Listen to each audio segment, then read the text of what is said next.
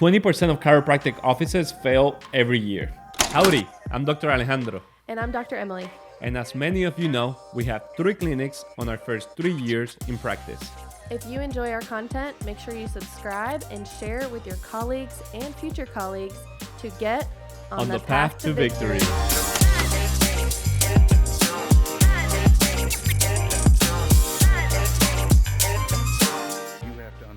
Today, in 5 to 10 minutes, we're going to talk on how you can avoid being part of the 20%.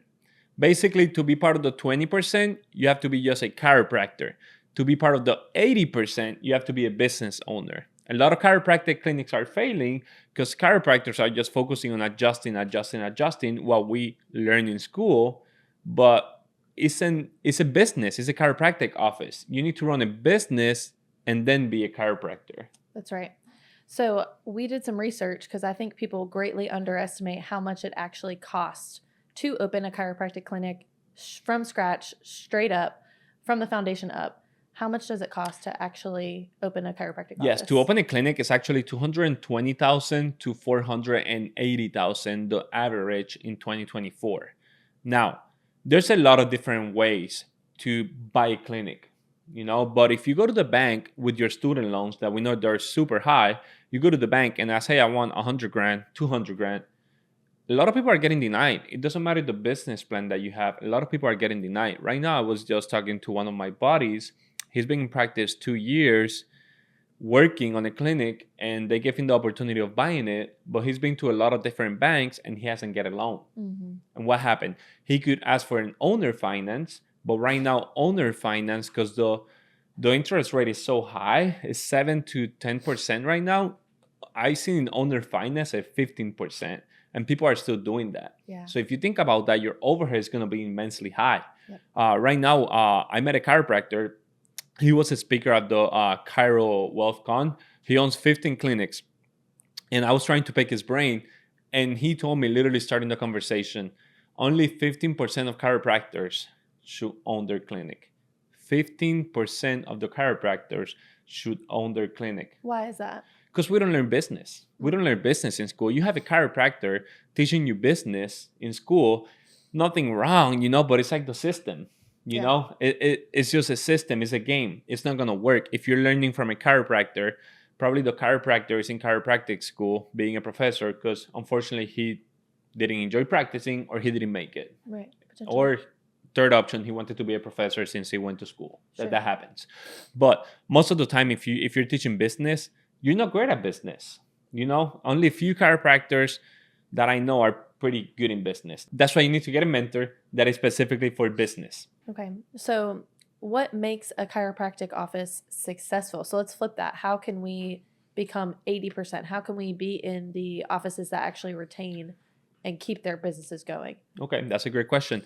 The number one question that we get every time on our DM or text messages is, how can I get new patients? Do you agree? Yep. And that is a wrong question to ask. Yep. That is a wrong question to ask. The question should be, how can I be better at retention?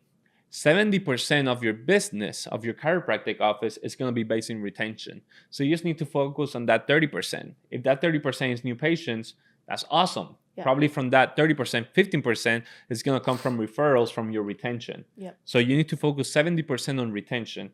And that is something that we've learned the hard way. Yes. Because we were not focusing on that. We were just focusing on Facebook ads, Google ads. Yeah. We're getting a lot of new patients. No. Get everybody in the door that we can, right? Correct. But there's that saying, you've got your front door wide open, so people are flooding in. We've got crazy new patients coming in, but our back door was also wide open. So they were just, as soon as they come in, is as quickly as they leave out the back door, because we didn't have any systems in place to keep our current patients. So it doesn't matter how many new patients you get in if you can't keep them, right? Somebody's lifetime value is so much more valuable than the energy and the cost that it takes to acquire a new patient. And I think this is where a lot of chiropractors struggle. It's like, how can I get more new patients in? How can I, find new people? But it's not about seeing all these new faces. It's about keeping the people and loving on the people and serving the people who come into your clinic. Do you want to expand on that anymore? No, yes, correct. I look at it like Mercedes-Benz. Okay. Once you lease a Mercedes-Benz, I think it was 85 to 90% of the people that lease a Mercedes they're going to lease another Mercedes Benz. Yep. There's barely commercials on TV about Mercedes Benz. Mm-hmm. So their customer acquisition, I imagine, is pretty low.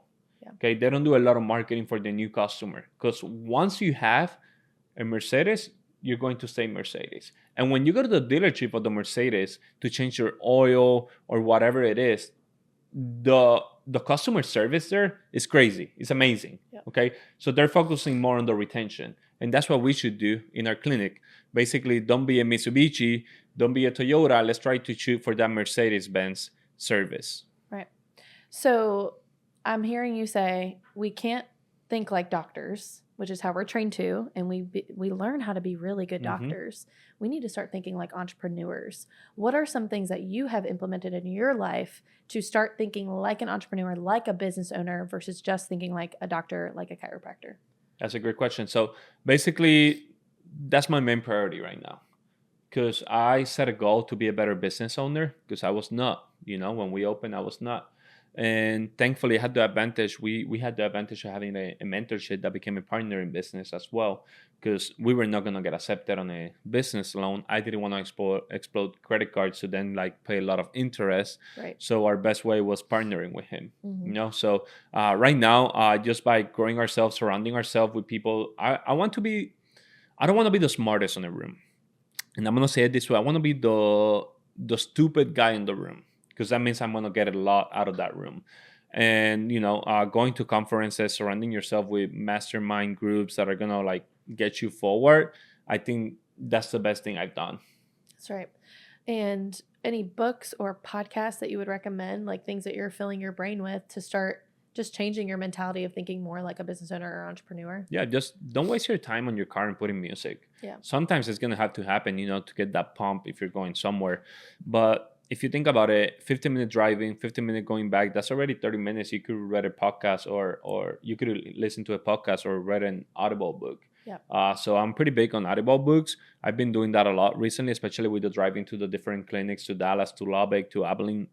That's, at least I'm on the car 6 hours a week. Yeah. So I'm trying to fill myself with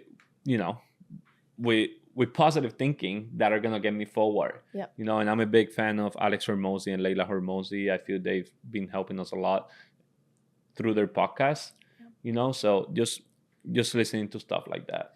I think you're mentioning a key thing too. Like, you're taking ownership of your time. We're all given 24 hours in a day. How we choose to spend that 24 hours is what varies. And I'm not saying every single minute and every single second has to be filled with learning and growing and trying to become the smartest thinker in the room. But I think at least when you delegate and spend your time wisely, and you can learn how to switch your brain into that ownership mentality, you can grow so much faster. I mean, it becomes like that hockey stick growth, and that's what we're aiming for. We're not trying to jump from level 1 to level 10 in no time, but as long as we're steadily increasing each and every day and bettering ourselves and spending our time wisely, we're going to see our clinic expand as well. Mm-hmm. So I think in this instance, to become part of that 80%, you have to grow and develop yourself and take time and invest in yourself if you want your clinic to grow and invest as well. Correct. And if you think you're part of the 20% that is failing,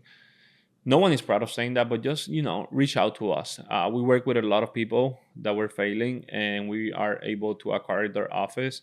And just that way, you just have to show up to the clinic, adjust people, and go home and get a paycheck. Don't let your ego tell you have to be a business owner. Because most of the times, that's what we do. As students, we think we're going to have an office, but that's our ego talking to us, not our brain. So if you're part of that 20%, just reach out. If you think you're going to be part of that 20%, just reach out. Or if you know someone, we just have a Facebook group. It's called Path to Victory, where every doctor there or students are learning their mistakes. We're all learning from our mistakes, but they're talking about their mistakes, talking about their wins. That way we all celebrate, or we all can give feedback. So if you want to be part of that group, Facebook Path to Victory. Or if not, you can shoot us a DM.